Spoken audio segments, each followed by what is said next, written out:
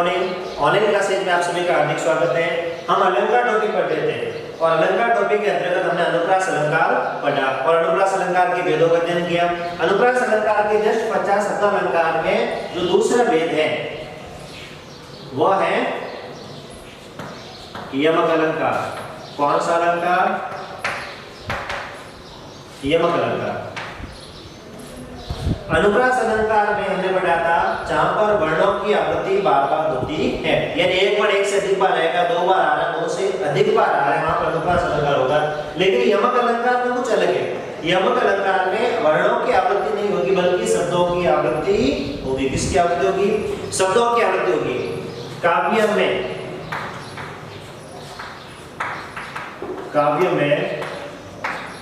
जब शब्दों की आवृत्ति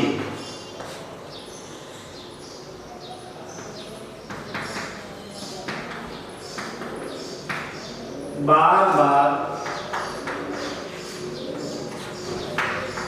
होती है तथा प्रत्येक बार अर्थ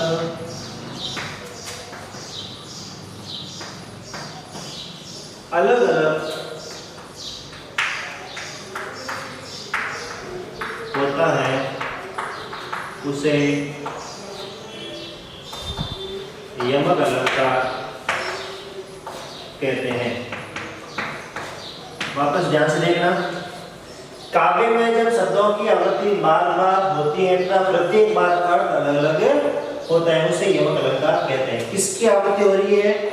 शब्दों की आवृत्ति। अनुप्रास अलंकार में किसकी आवृत्ति हो रही थी? वर्णों की आवृत्ति। यहाँ पर किसकी आवृत्ति है? शब्दों की आवृत्ति। यानी एक शब्द जो होगा दो या दो से अधिक बार आएगा, दो या दो से अधिक बार आएगा और प्रत्येक बार उसका अर्थ क्या होगा? अलग अलग होगा, उसे क्या कहते हैं? यमक अलंकार। उदाहरण के माध्यम से हम देखते हैं, जैसे पहला उदाहरण, कनक कनक ते 100 गुना मादक का अधिकार।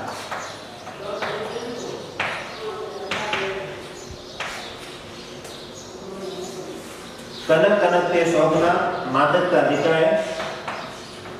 जो खाए हो रहा है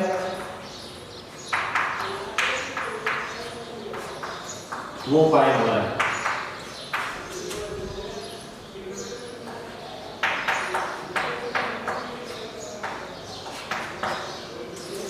कनक कनक ते 100 गुना मादक का अधिकार है। जो खाए हो रहा है वो पाए हो रहा है। इस उदाहरण में देखते हैं कनक और कनक, कनक और कनक शब्दों की आवृत्ति। एक शब्द वापस रिवाइज हो रहा है, शब्द की आवृत्ति हो रही है, दोनों का अर्थ अलग होगा। कनक कनक के 100 गुना मादक का। मादक का मतलब क्या होता है? नशा। मादक का मतलब क्या होता है? नशा। खाया नहीं खाना, बोला है क्या मतलब होता है? पाक हो जाना। मादक का यानी नशा। मादक का नशा। दूसरा बोरा है, पागल।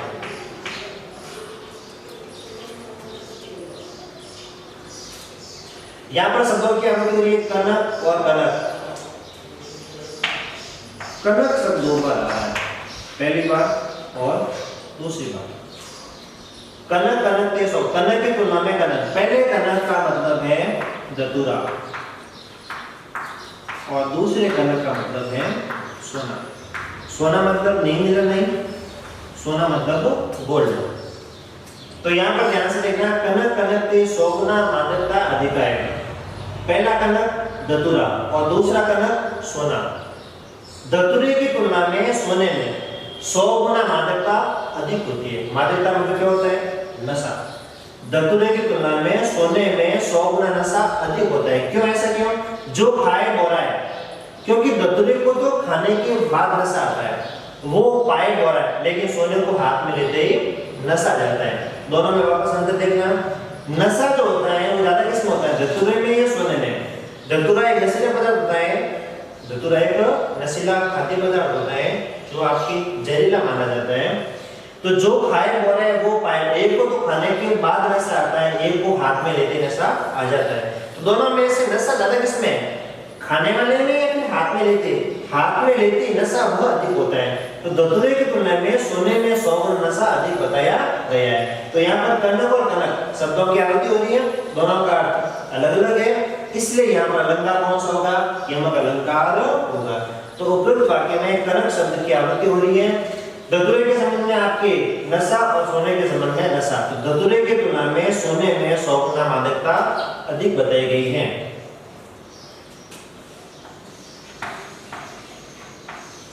उपयुक्त उदाहरण में धतूरे की तुलना में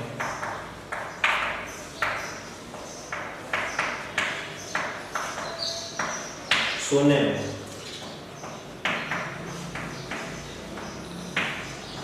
100 गुना नशा अधिक बताया गया है। धतूरे की तुलना में सोने में 100 गुना नशा अधिक बताया गया है। तो यमक अलंकार का पहला उदाहरण कनक कनक के 100 गुना मादकता अधिक है, जो खाए वो वराए, वो पाए वराए। तो पहला उदाहरण ध्यानपूर्वक आप देखना, इसका अध्ययन देखना, आपके दोनों का देखना और दोनों में अलग अलग आपके क्या अंतर है वह देखना। यमक अलंकार के अंतर्गत अगला उदाहरण जब हम देखते हैं,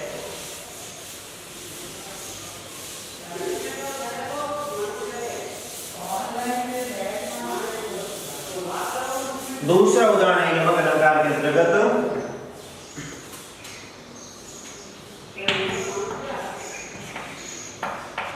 काली घटा का घमंड घटा। दूसरा उदाहरण काली घटा घमंड घटा। शब्दों की आवृत्ति, दोनों शब्द आ रहे हैं, दोनों का अर्थ क्या होगा? अलग अलग होगा। जैसे घटा, घटा शब्द का पहला अर्थ काली घटा यानी काले बादल। पहले घटा का मतलब क्या है? बादल। का घमंड घटा, दूसरी घटा का मतलब क्या है? कम होना। काली घटा का घमंड घटा, बादल और कम होना। पहले घटा का मतलब बादल और दूसरी घटा का मतलब कम होना। तो यमक अलंकार में वाक्यों में शब्दों की आवृत्ति बार-बार होती है और उनका अर्थ क्या होता है? अलग अलग होते हैं, इसलिए अलंकार कौन सा होगा? यमक अलंकार। अगला उदाहरण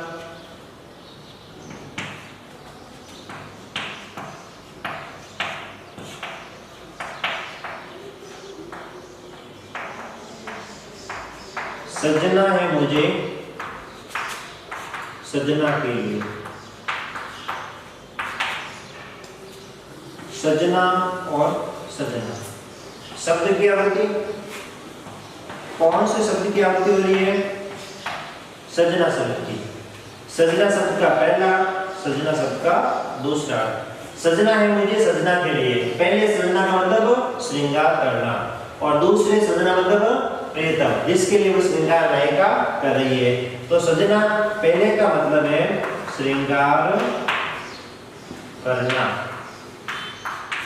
और दूसरा सजना जो है सजना के लिए दूसरा है प्रियतम। वाक्य में शब्दों की आवृत्ति हो रही है, पहला शब्द दूसरा शब्द, पहले का अर्थ श्रृंगार करना और दूसरे का अर्थ क्या होगा? प्रियतम होगा। दोनों का अलग अलग अर्थ किसमें? यमक अलंकार के अंतर्गत। तीसरा उदाहरण देखते हैं यमक अलंकार के अंतर्गत सजना है मुझे सजना, इसके जस्ट पश्चात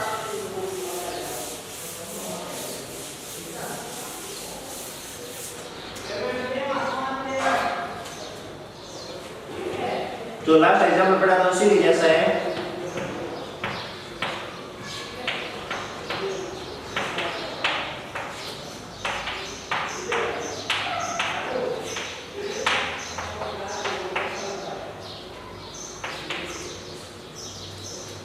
सजना सज रही सजना के लिए, सजना और सजना, दोनों उदाहरण में अंतर है। सजना का पहला और दूसरे सजना का अर्थ। प्रथम सजना, सजना सज रही सजना के लिए, तो यहाँ पर सजना जो है वो आपकी वो प्रियतमा है। प्रियतमा मतलब नायिका। दूसरा सजना, ये क्या होगा? प्रियतम। शब्दों की आवृत्ति दोनों का अर्थ अलग अलग होगा, इसलिए यहाँ पर अलंकार कौन सा होगा? यमक अलंकार। तो यमक अलंकार के विभिन्न उदाहरणों के बारे में हमने पढ़ा। कौन कौन से उदाहरणों के शब्दों की आवृत्ति किस बार हो रही है आपके, दोनों शब्द का आपके अर्थ किस प्रकार हो रहे हैं आपके। और इसी अर्थ के अंतर्गत हम अगला एग्जाम्पल जब देखते हैं,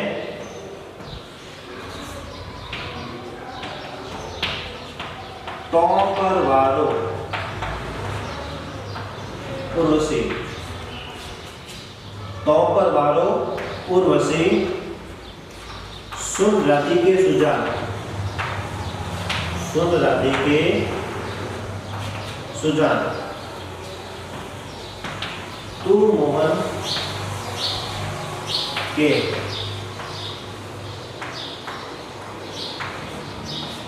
उर्वशी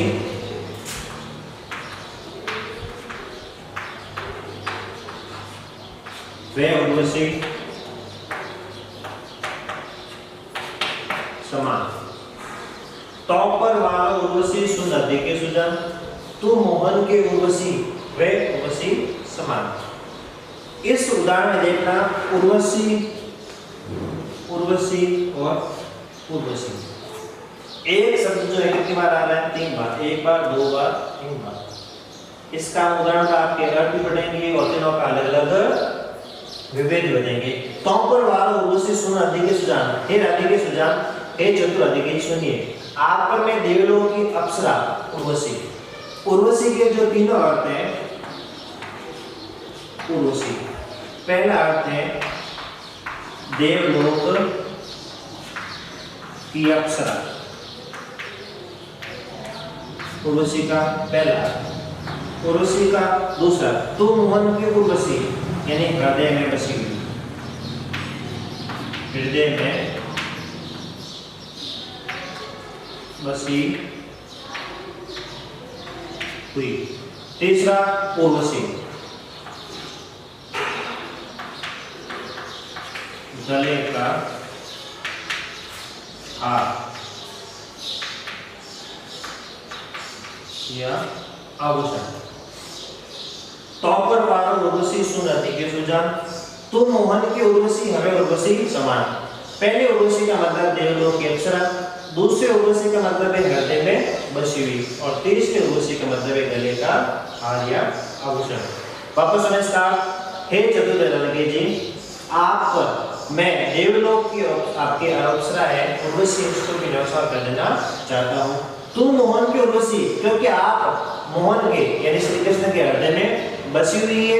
वे उर्वशी समान, वो भी किसके समान? उर्वशी आभूषण के समान उनके हृदय में बसी हुई है।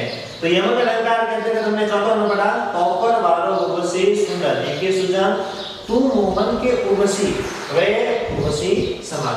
यमक अलंकार करने इस उदाहरण में तीनों के अलग अलग हैं। पहले उर्वशी देवलोक की अप्सरा, दूसरे का मतलब हृदय में बसी हुई, और तीसरे गले का हार या आभूषण। तो यमक अलंकार की परिभाषा को जब वापस देखते हैं, काव्य में जहाँ शब्दों की आवृत्ति बार-बार होती है तथा प्रत्येक बार उनका अर्थ अलग अलग होता है, उसे क्या कहते हैं? यमक अलंकार। और यमक अलंकार के उदाहरणों के बारे में हमने पढ़ा है। यमक अलंकार काव्य के क्षेत्र में एक विशेष रूप से माना जाता है, क्योंकि यमक अलंकार में किसी भी बात को आपके डबल तरीके से, द्वितीय तरीके से आपके कहा जाता है। शब्दों को इस प्रकार से कहा जाता है ताकि काव्य की विशेषता आपके अलंकार कहते हैं, इसलिए इसी को है अलंकार। इसको क्यों कहते हैं? कि काव्य का जो सौंदर्य है, काव्य की जो शोभा है, वो हमेशा किससे बढ़ती है? अलंकार से बढ़ती है, और उसी अलंकार के अंतर्गत यमक अलंकार का नाम विशेष रूप से माना जाता है। काव्य के क्षेत्र में बिहारी का जब नाम लिया जाए, किसका?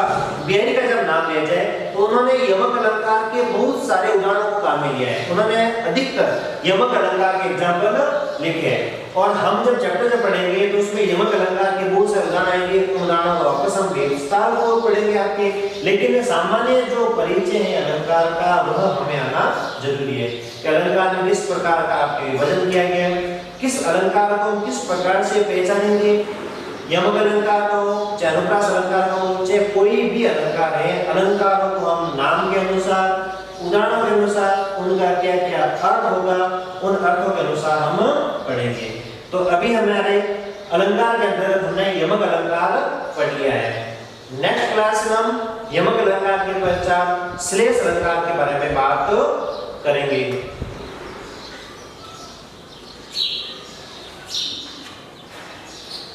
नेक्स्ट अलंकार,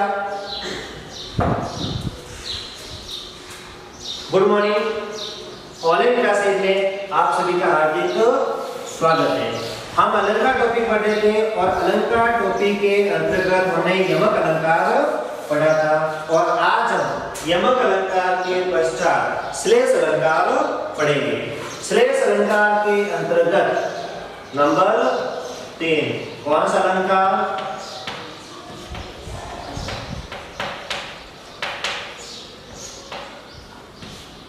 श्लेष अलंकार। यमक अलंकार में हमने बात की थी शब्दों की आवृत्ति बार-बार होती है और उनका अर्थ अलग-अलग होता है और हमने उदाहरणों का अध्ययन भी किया। उसके पश्चात है श्लेष अलंकार। श्लेष अलंकार में श्लेष जो शब्द है, कौन शब्द आपके? श्लेष। श्लेष का अर्थ क्या होता है आपके? चिपकना। क्या होता है? चिपकना। यानी एक शब्द के आपके बहुत सारे अर्थ चिपके हुए रहते हैं। हम एक सॉल्यूशन वर्ड काम में लेते हैं आपके, उसका काम भी यही होता है आपके चिपकाना। उसी प्रकार श्लेष वर्ड का मतलब क्या होता है? चिपकना या फिर आपके चिपकाना। जब हम परिभाषा की बात करें श्लेष अलंकार की, जब हम परिभाषा की बात करें काव्य में जब एक ही शब्द के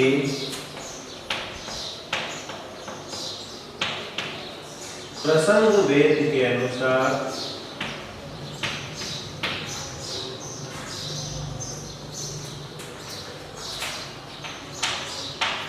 अनेक अर्थ होते हैं। एक ही शब्द के प्रसंग भेद के अनुसार अनेक अर्थ होते हैं, उसे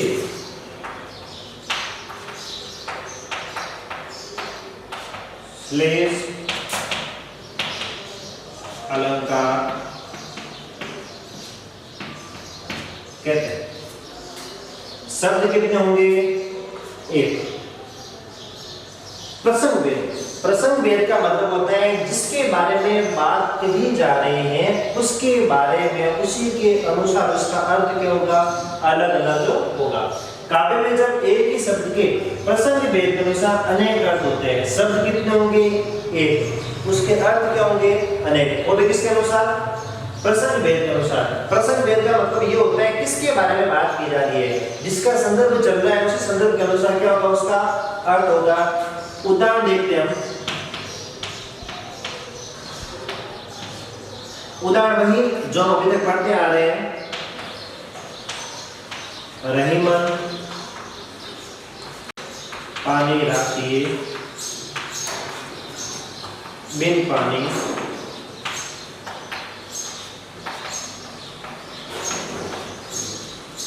सब सो।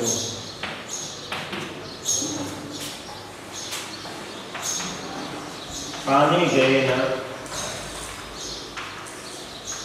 उबरे,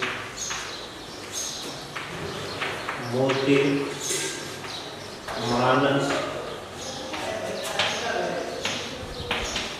चून। रहीमन पानी राखिए, बिन पानी सब सून।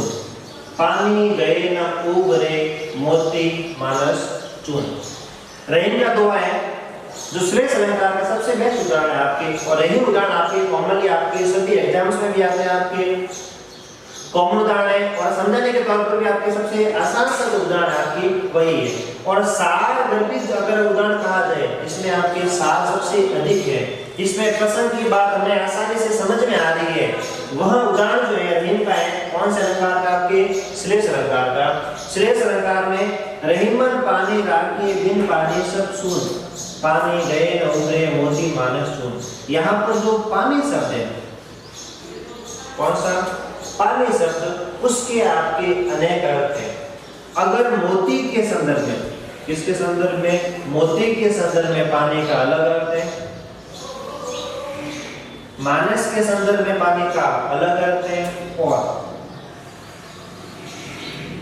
चूने के संदर्भ में पानी का अलग अर्थ होगा। पानी गए उबरे, मोती के संदर्भ में पानी का होगा चमक। क्या होगा? चमक। किसके संदर्भ में? मोती के संदर्भ में। मानस, मानस अर्थात मनुष्य, मनुष्य के संदर्भ में पानी का मतलब होगा गुण, या जिसको हम इज्जत भी कह सकते हैं। किसके संदर्भ में? मनुष्य के संदर्भ में। और पानी के संदर्भ में, चूने के संदर्भ में पानी का अर्थ क्या होगा? जल, जिसको हम पानी कह सकते हैं। पानी गए उबरे मोती मानस चून, तो पानी शब्द तो एक ही है। इस एक ही शब्द के प्रसंग भेद के अनुसार मोती के संदर्भ में पानी का अलग अर्थ है, मानस अर्थात मनुष्य के संदर्भ में पानी का अलग अर्थ है, और चूर्ण के संदर्भ में पानी का अलग अर्थ है। मोती के संदर्भ में पानी का मतलब क्या होगा? चमक। मनुष्य के संदर्भ में पानी का मतलब क्या होगा? गुण या इज्जत। और चूर्ण के संदर्भ में पानी का अर्थ क्या होगा? जल या पानी। इसका अर्थ हम देखते हैं कि रहीमन पानी राख के बिन पानी सब सून। रहीमदास जी कहते हैं मनुष्य को पानी रखना चाहिए, क्योंकि बिना पानी के सब कुछ सून है, सब कुछ सूना है। पानी गए उबरे, क्योंकि पानी जाने के पश्चात उसके पास कुछ भी नहीं उबरता है। उबरने का मतलब बचना। मोती में अगर पानी नहीं उबरता, मोती में चमक नहीं होगी, उस मोती का बिल्कुल भी महत्व नहीं होगा। मानस, मनुष्य में अगर गुण नहीं है, मनुष्य में अगर इज्जत नहीं है, तो उस मनुष्य का बिल्कुल महत्व नहीं है। और तीसरा चून, चून का मतलब जल या पानी। चूने में भी अगर आप पानी नहीं मिलाओगे तो उस चून का भी अर्थ नहीं होगा। तो तीनों के संदर्भ में, अर्थात यानी मोती के संदर्भ में, मानस के संदर्भ में और चून के संदर्भ में पानी शब्द के अलग अलग अर्थ हैं। परिभाषा में भी यही था, काव्य में जब एक ही शब्द के, एक ही शब्द है, प्रसंग भेद के अनुसार, ये प्रसंग भेद के अनुसार अनेक अर्थ होते हैं। मोती का प्रसंग पानी का मतलब चमक, मानस मनुष्य का प्रसंग है गुण या इज्जत, और तीसरा चूने का प्रसंग है तो जल या पानी। तीनों का अलग अलग अर्थ होगा प्रसंग के क्षेत्र में। तो यहाँ पर पानी शब्द के तीन अर्थ हैं। किसके? पानी शब्द के, जिसमें पानी शब्द का पहला, दूसरा और तीसरा। पानी शब्द का पहला अर्थ क्या है? चमक। दूसरा अर्थ क्या है? गुण। और पानी का तीसरा अर्थ क्या होगा? जल। रहीमदास का दोहा, पानी शब्द के प्रसंग भेद के अनुसार अलग अलग अर्थ। जो श्लेष अलंकार का सबसे उत्तम से उत्तम उदाहरण माना जाता है, रहीम का जो एग्जाम्पल है। नेक्स्ट एग्जाम्पल की जब हम बात करें, यानी दूसरा उदाहरण जो है किसका? इसी का आपके श्लेष अलंकार का, वो ये है कि मंगल को देख पट देख बार बार। मंगल को देख पट दे तो बार बार। सोचो इसमें कौन से शब्द के अलग अलग अर्थ हो सकते हैं। उदाहरण है, दूसरा उदाहरण, मंगत को देख पट देख